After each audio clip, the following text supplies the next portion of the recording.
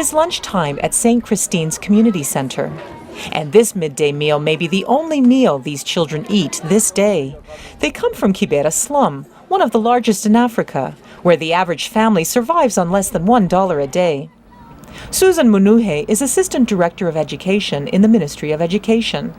She describes the situation in another Nairobi slum, Mathare. The public primary schools near Mathare slum, there are about 3, and they can only cater for a maximum of 2,000 children.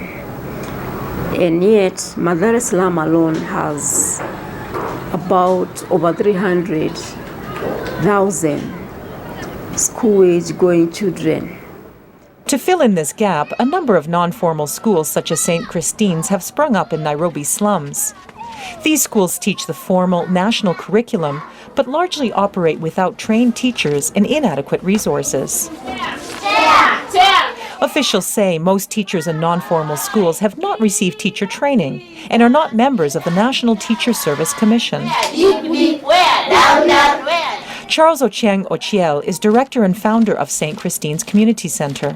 If we can get teachers from TUC, or we can be able to pay those teachers who are from college, then quality will be there. Education activists say there is almost no follow-up by the Ministry of Education of the quality of teaching and other aspects of education in informal schools.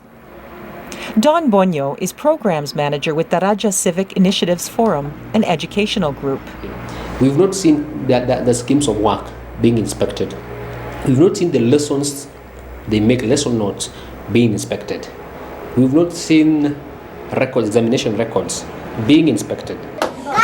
Most non-formal schools also lack the necessary amount of books and other school supplies. Ministry of Education official Susan Munuhe says only about 200 non-formal schools across the country receive funds for the purchase of instructional materials under the government's free primary education program. Education activists say there are at least 1,600 informal schools in Kenya. Diana Etieno Tuju is a volunteer pre-primary teacher at St. Christine's Community Center. She says the government had only supplied books to students once within the past few years. All of them were given, but it was only once. Yeah, so right now they don't have books, they have to buy them.